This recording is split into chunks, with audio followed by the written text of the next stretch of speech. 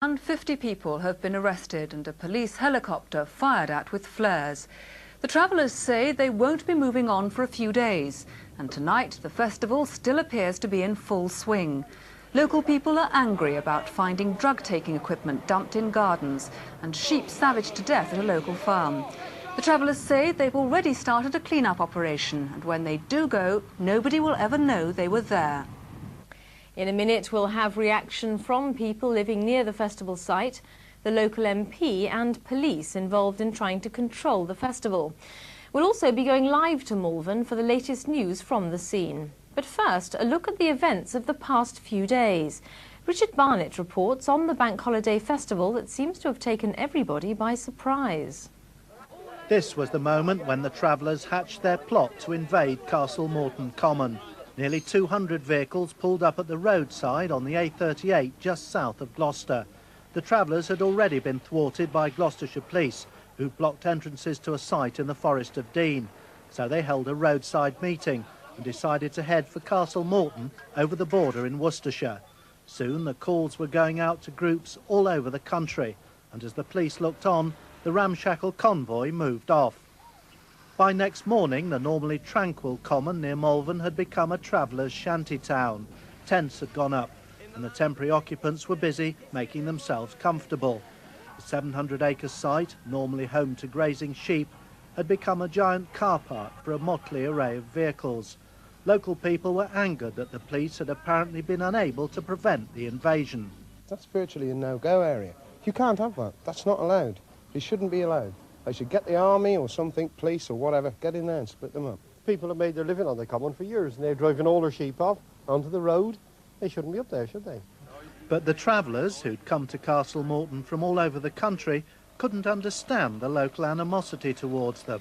I don't think the local people should kind of make themselves separate from these people, because some of these people are the sons or the relatives of the local people. If we want to have a gathering, why not? Why can't we party? It's not hurting anybody. I mean, we clear up the mess after Letchlade. All the mess was cleared up. By Monday morning, more than 20,000 travellers had turned up. A large marquee had been erected, and the camp became a giant rave party. Loud music echoed across the site, so loud it could be heard 10 miles away. And still more travellers arrived.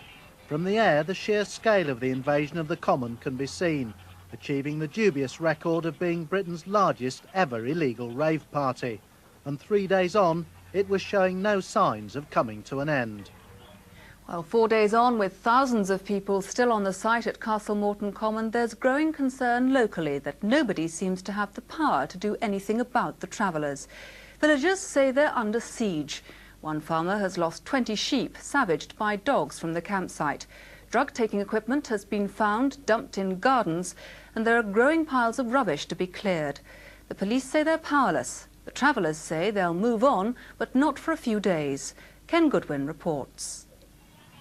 People who live in the village of Welland are calling the weekend festival a disaster, and for farmer Bill Weaver, that's exactly what it is.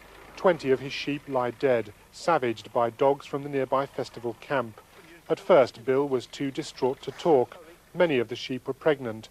Vets struggled to save wounded animals. Oh, devastated, devastated. I mean, it's a lifetime's work on in 5 minutes, 10 minutes or whatever. Unfortunately, the dogs were still here. I mean, what can you do? The 15,000-strong festival convoy descended on the beauty spot of Castlemorton on Friday, a colourful concoction of New Age travellers, hippies and ravers. Villagers in Welland found themselves under siege. This is the shop, now boarded up with its permanent police guard. There's been a huge amount of shoplifting, how much we don't quite know, the general upset of the villagers, people complaining, the smell. Many of the people living in Welland want to know why the police failed to prevent the convoy arriving. I turned the first ones away from my drive at 3:30 last Friday afternoon. 2 policemen arrived and we were within a half an hour confronted with over 100 vehicles. And I said, where are the rest of your lads? They said, we're it. But the police say they've done everything they can under the circumstances. We're talking about several hundred vehicles, several thousand people who've all had a single-minded and very well-organised intention to go onto that common. The common is a large tract of land. In practical terms, to guarantee stopping that event, and we tried to but failed, would demand many hundreds of policemen. I do not have hundreds of policemen available at the drop of a hat. South Worcestershire MP Michael Spicer has been visiting constituents affected by the festival. He says a change in the law may be needed. I think we may well have to move to the kind of situation that, for instance, Metropolitan Police have, where they can ban marches that are considered to be against the public order. Now, I have nothing against meetings that are legal and young people having fun, but this is an illegal meeting. It's a threat to public health, public order, and a real nuisance to people who have lived around it, and that must never, ever happen again. The people of Welland will be glad to see the back of the travellers, but in today's hot sunny weather, most are showing few signs of leaving. Well, the signs are here at the campsite at Castlemorton near Malvern that there's been a steady trickle away from the site by some festival goers. For Jill Gilbert, who's a local resident, that won't come a moment too soon, will it? No, it will not. We should be very glad to see the back of these people and everything that they bring with them. You sent your 3-year-old child away for the weekend. Why was that? I sent him away, firstly because I was frightened for his safety as well as our own. After finding these drug equipment in my front garden on Saturday morning, people must understand that a gathering such as this is just an umbrella for the drug dealing and drug pushing of the people up here. It must be understood. All right, well, next to you is Sue Thetford. You're a Malvern Hills conservator. You look after the common, basically, don't you? We look after the common, yes, that's our job. Is the common being looked after at the moment? How can we?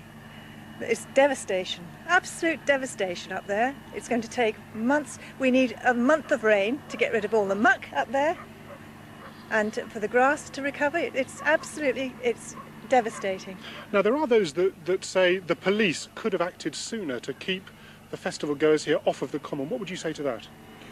Well, I do know that one of our voluntary wardens rang the police on Thursday night because he knew that they were on their way, and when 2 police arrived at 3:15 on Friday, it was not adequate to keep these people away.